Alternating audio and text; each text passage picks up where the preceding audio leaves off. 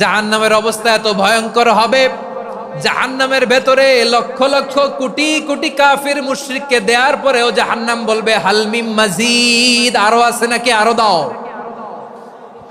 কোটি কোটি কাফেরের দল, মুশরিকের দল, সীমা লঙ্ঘনকারী দল, তাদেরকে যখন জাহান্নামে ফেলা হবে, বড় বড় পাথর খণ্ড জাহান্নামে ফেলা হবে, তারপরও জাহান্নাম বলবে হালমিম মাজিদ, আরো আছে নাকি, দাও, আরো দাও, আরো দাও।